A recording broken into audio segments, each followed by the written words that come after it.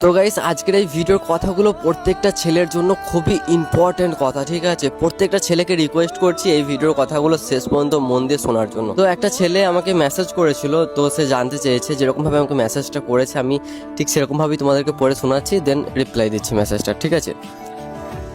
আমার গার্লফ্রেন্ডের বয়স কম, কিন্তু মেয়েটার পরিবার আমাদের সম্পর্ক জেনে গেছে, তাই আমার গার্লফ্রেন্ডের অন্য একটা টাকাওয়ালা বয়স্ক ছেলের সাথে বিয়ে ঠিক করে দিয়েছে।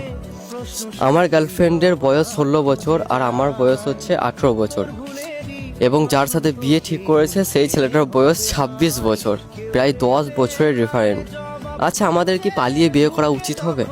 ঈশান ভাই প্লিজ বলো, আমরা এখন কি করব? দেখ ভাই, এই প্রবলেমটা বর্তমানে প্রচুর ছেলে মেয়েদের সাথে হচ্ছে। হাঁটুর বয়সের 12-13 বছরের ছেলে মেয়েরা ভাই প্রেম করছে। আমাদের সময়ে এই বয়সে আমরা হাড় কড়াকড়ি, ভ্যাটা, মার্বেল, সাতকষ্টি এইসব খেলা করে বেড়াতাম, আর এখনকার ছেলে মেয়েরা কম বয়স থেকেই ফোন পেয়ে গেছে হাতে, ব্যাস প্রেম করা শুরু করে দিয়েছে। আমি এটা বুঝতে পারছি না ভাই, যে এত কম বয়সে তোদেরকে রিলেশন করতে কে বলেছে? ক্যারিয়ারে ভালো কিছু করার জন্য ভাব, মেহনত কর, ক্যারিয়ারে জীবনে সাকসেস হো, নিজের পায়ে দাঁড়া, তারপরে এসব করবি। প্রেম ভালোবাসার সময় ভাই পেরিয়ে যাচ্ছে না, সারা জীবন পড়ে আছে এসবের জন্য, ঠিক আছে? এখন তোরা ক্যারিয়ারে ফোকাস কর, না হলে শেষ পর্যন্ত এই প্রবলেমটাই তোদের সাথে হবে। ছেলে এখনো নিজের পায়ে দাঁড়ায় নাই, ভালো করে এখন একটা কাজ করতে পারে না, এদিকে গার্লফ্রেন্ডের বিয়ে হয়ে 2 বাচ্চার মা হয়ে গেছে।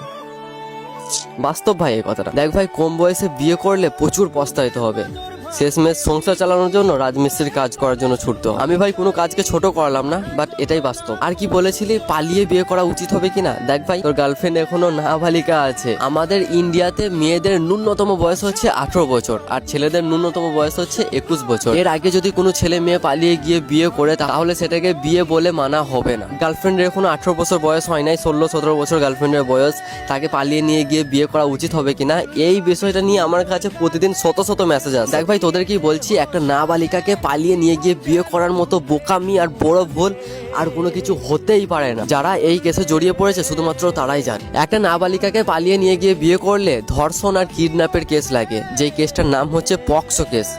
এই কেসে 12 বছরের আগে কোনো জামিন নেই, 12 বছর জেল তোমাকে খাটতেই হবে। আর মেয়ের বাবা যদি একটু টাকা পয়সা ক্ষমতাশীল হয়, একটু যদি টাকা ছুড়ে দেয় পুলিশের মুখে, তাহলে ভাই তুই আর বাঁচতে পারবি না, তোকে ওই সারা জীবন ওই জেলেই পচে মরতে হবে। অনেক ছেলে আছে যারা হয়তো বলবে যে আমার গার্লফ্রেন্ড আমার হয়ে সাক্ষী দেবে যে সে নিজের ইচ্ছায় পালিয়ে এসেছে, সে নিজের ইচ্ছায় আমাকে বিয়ে করেছে।